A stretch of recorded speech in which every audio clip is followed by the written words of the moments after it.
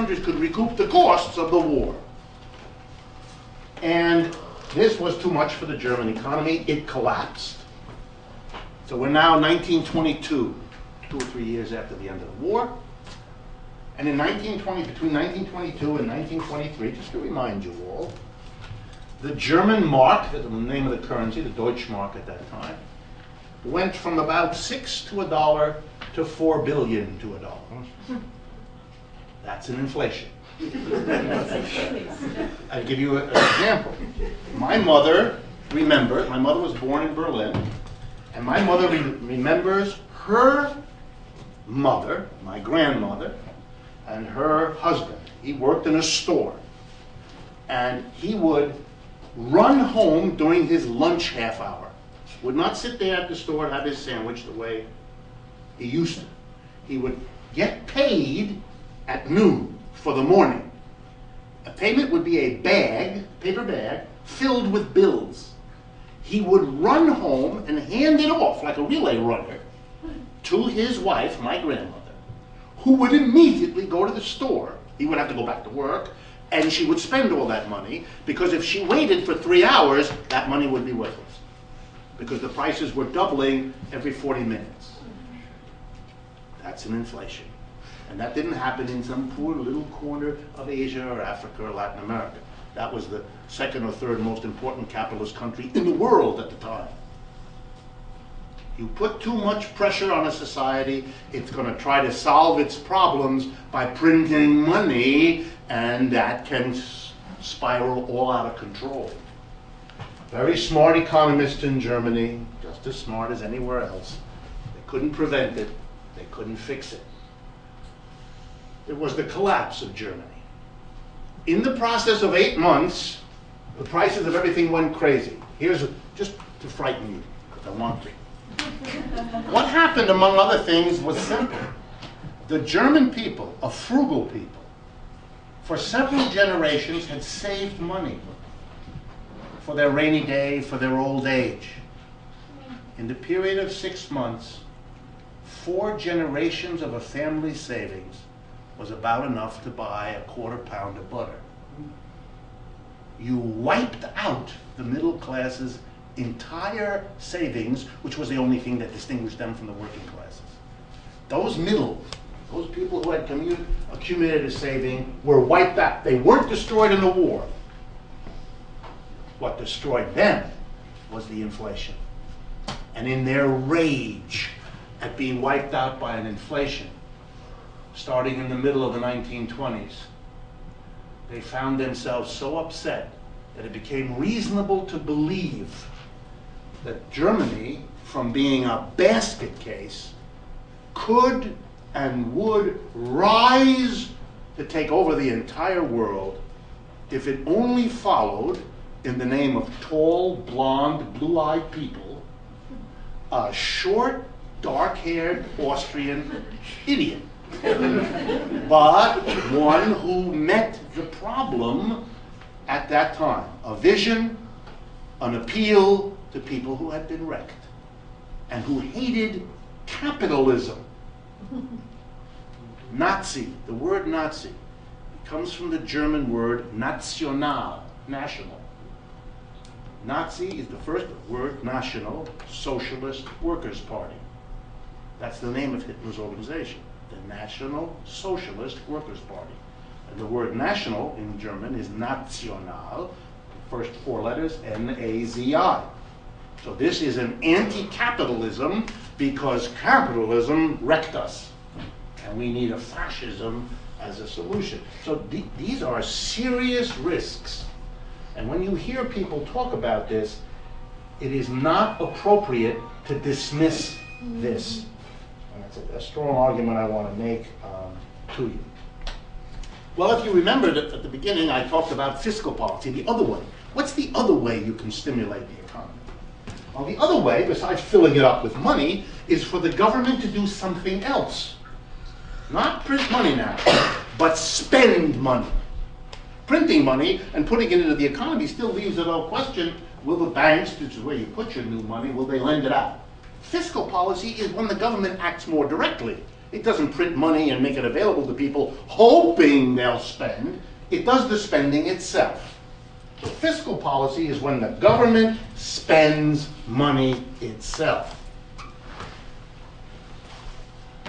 Over the last 2 or 3 years of this crisis, the government has spent huge amounts of money. You remember Obama's stimulus program, $800 billion. That wasn't printing money, that was directly spending, building bridges, giving money to states so that they wouldn't have to close schools so many, that they could build up buildings, and all this kind. Green, remember stuff about green, we're going to make environmental things, we're going to help mass transit, stuff like that. Then the government spends. And the idea is again the same. If the government spends on things, then companies, blessed with these government orders, because the government is spending, will go hire people. So if the government builds bridges, that's jobs for people making bridges. The private companies will hire. Mr. Obama, like Mr. Bush, believed that the way to solve unemployment with fiscal policy was to have the government spend a lot of money on goods and services and hope that the private corporations will hire the unemployed to produce the goods and services that the government is buying. That's the plan. That's what fiscal policy does. Okay, now the question for you all, just to understand this. Where is the government going to get the money? There's really only 2 options. Well, actually 3. First one, it could go and tax people. Yeah. And who? Well, it wouldn't make much sense to tax working class people. They don't have anything. And they're in trouble these days.